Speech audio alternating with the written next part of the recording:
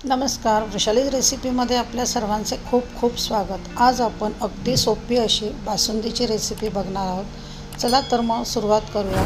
याकरता मी इथे जाड व अशी थोडी पसरट कढई घेतली आहे। त्यात 1.5 लिटर दूध घालून घेतले आहे। इथे मी म्हशीचे दूध वापरले आहे, त्यामुळे बासुंदीला टेक्स्चर छान येते। तर हे आपल्याला आता उकळी येईपर्यंत असे हलवत राहायचे आहे। तर या दुधाला व्यवस्थित उकळी आली आहे। तर हे असे अधूनमधून सतत हलवत राहायचे आहे।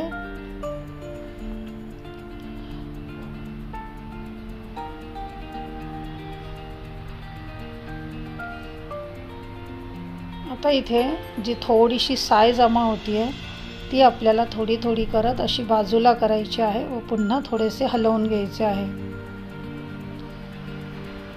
ही बासुंदी जी आपण घरी तयार करतो ती अतिशय टेस्टी बनते व त्याला साईचे लेयर देखील अतिशय छान येतात। यात आपण कुठेही खवा वापरणार नाहीये किंवा दुसरे काहीही बाइंडिंग करता वापरणार नाहीये, परंतु तरी देखील ही बासुंदी अतिशय छान तयार होते।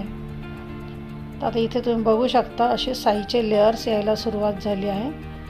तर ती साय आली की पुन्हा आपल्याला एकत्र जमा करून घ्यायची आहे व पुन्हा हे दूध खालून वरपर्यंत व्यवस्थित मिक्स करून घ्यायचे आहे। दूध हलवताना मात्र तळापासून हलवायचे आहे, म्हणजे हे दूध खाली तळाला लागणार नाही। याचप्रमाणे ही बासुंदी आपल्याला सतत हलवत राहायची आहे। पुन्हा साय जमा झाली की साईडला करून पुन्हा दूध हलवायचे आहे। पुन्हा थोडा वेळ स्थिर ठेवायचे आहे। पुन्हा साय जमा झाली की पुन्हा ते हलवून घ्यायचे आहे। याप्रमाणे साईचे लेयर्स तयार होतात व त्यामुळे ही बासुंदी खाण्यासाठी अतिशय टेस्टी लागते।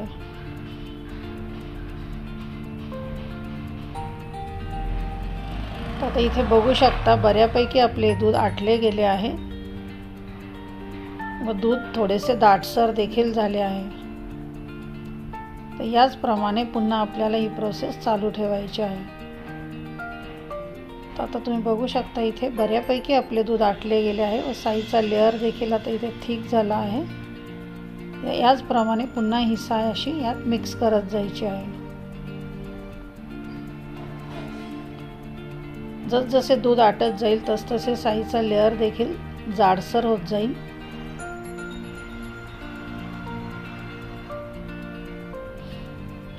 आता इथे मी काही त्यात घालण्यासाठी ड्रायफ्रूट घेतले आहे, ते असे आपण अगदी पातळ पातळ कट करून घेऊया।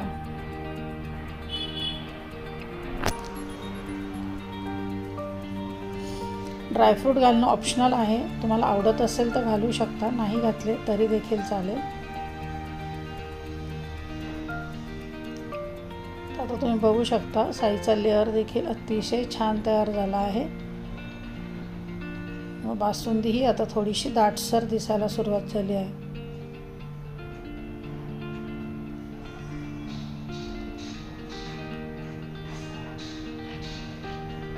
आता इथे आपण यात साखर घालून घेऊया। तर साखर तुम्ही तुमच्या आवडीनुसार कमी जास्त करू शकता। मी इथे साधारण अर्धी वाटी साखर इथे वापरली आहे। तर साखर घातल्यानंतर हे थोडा वेळ आपण अजून शिजू देऊया, म्हणजे साखर यात व्यवस्थित विरघळली जाईल।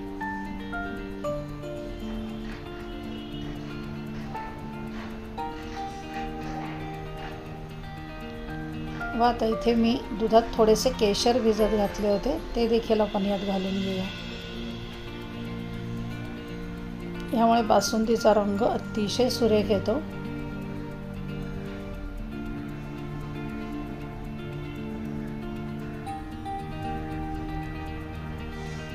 व जे ड्रायफ्रूट्स आपण इथे कट करून घेतले होते ते घालून घेऊया व थोडेसे ड्रायफ्रूट्स आपण नंतर घालण्यासाठी ठेवूया।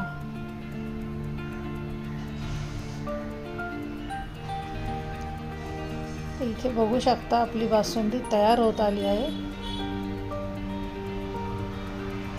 व ही थंड झाल्यानंतर अजून दाटसर होते।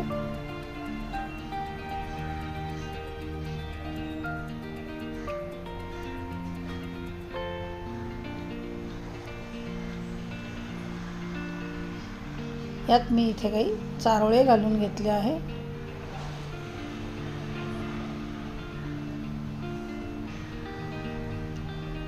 व अगदी 2 मिनिटे आता आपण ही शिजवून घेऊया।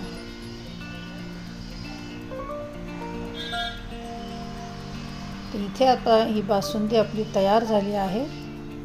तुम्ही बघू शकता अतिशय सुंदर बासुंदी तयार झाली आहे। अतिशय दाटसर व साईचे लेयर्स देखील खूप छान आले आहे। आता ही थोडीशी थंड झाली आहे। आता आपण ही सर्व करूया। तुम्ही बघू शकता याचे टेक्स्चर सुद्धा किती छान आले आहे ते। तुम्ही एकदा ही बासुंदी नक्की ट्राय करून बघा। अतिशय टेस्टी ही बासुंदी तयार होते। यावर घालूया थोडेसे ड्रायफ्रूट व त्यावर घालूया थोडेसे केशर। ह्या पद्धतीने तुम्ही एकदा नक्की बासुंदी ट्राय करून बघा। रेसिपी कशी वाटली हे मला कमेंट्स करून नक्की कळवा। अशाच छान छान नवनवीन रेसिपीजसाठी चॅनलला सबस्क्राईब करा। धन्यवाद।